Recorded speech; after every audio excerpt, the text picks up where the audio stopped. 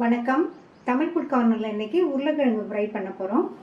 உருளைக்கிழங்கை வேக வைக்காமல் எண்ணெயிலேயே வதக்கி அது கூட ஒரு பவுடர் வறுத்து அரைச்சி சேர்த்துருக்கிறதுனால இந்த ஃப்ரை டேஸ்ட் ரொம்ப சூப்பராக இருக்கும். எல்லா வகை சாதத்துக்கும் சைட் டிஷ்ஷாக வச்சு சாப்பிட்றதுக்கு ரொம்ப நல்லாயிருக்கும். இப்போ இந்த சுவையான உருளைக்கிழங்கு ஃப்ரையை எப்படி பண்ணுறதுன்னு பார்க்கலாம்.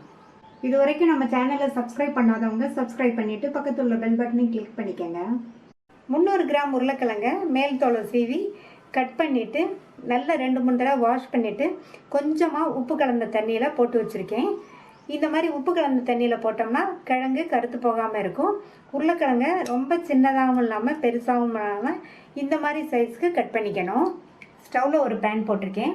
அதில் 2 டீஸ்பூன் கொத்தமல்லி விதை,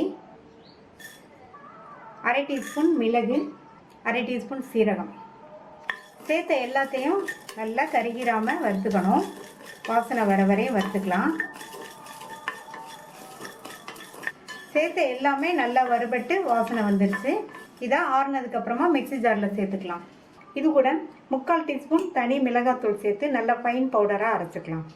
இந்த பேனில் 1 டேபிள் ஸ்பூன் எண்ணெய் சேர்த்து எண்ணெய் சூடானதும் தண்ணியை வடிச்சிட்டு கட் பண்ணி வச்ச உருளைக்கிழங்கை சேர்த்துடலாம்.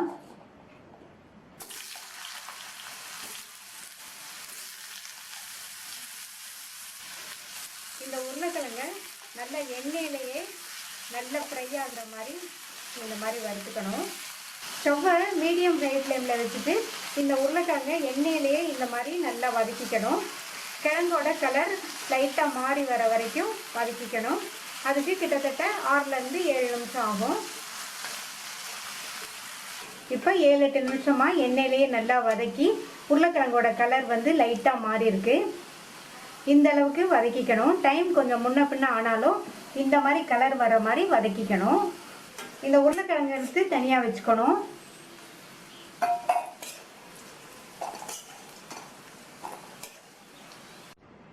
இதில் கொஞ்சமாக எண்ணெய் மீதி இருக்குது. அதில் 1/2 டேபிள் ஸ்பூன் மட்டும் எண்ணெய் சேர்த்து இதில் ஒரு மீடியம் சைஸ் வெங்காயம் கட் பண்ணதை சேர்த்துக்கலாம். இது கூட ஒரு பச்சை மிளகாவை கீரி சேர்த்துக்கோங்க. அடுத்து கறிவேப்பிலை. இதை லைட்டாக ஒரு 1/2 நிமிஷத்துக்கு வதக்கி விட்டுட்டு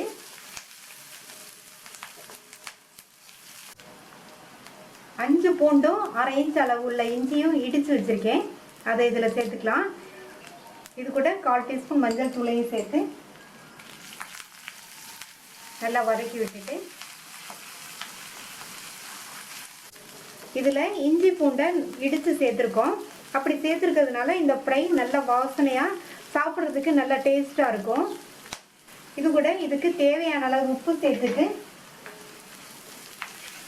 நல்லா ஒரு தடவை மிக்ஸ் பண்ணி விட்டுட்டு எண்ணெயில் வதக்கின இந்த உருளைக்கிழங்கு சேர்த்துக்கலாம். இதை எண்ணெயிலேயே நல்லா 2 நிமிஷம் போல் வதக்கி விட்டுக்கணும்.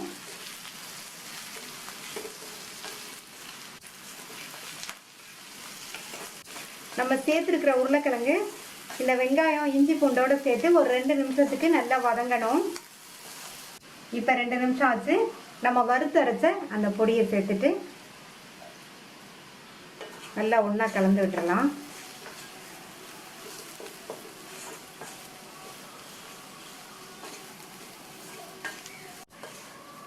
பொடி சேர்த்து நல்லா கலந்து விட்டாச்சு. நம்ம சேர்த்த பொடி எல்லா கிழங்குலையும் நல்லா கோட்டாயிருக்கு. இது அப்படியே ஒரு 2 நிமிஷத்துக்கு இருக்கட்டும். 2 நிமிஷமாக மசாலாவோடு சேர்ந்து உருளைக்கிழங்கு நல்லா ஃப்ரை ஆகி நம்மளுடைய ஈஸியாக பண்ணக்கூடிய ரொம்ப சுவையான உருளைக்கிழங்கு ஃப்ரை சூப்பராக ரெடி ஆயிடுச்சு.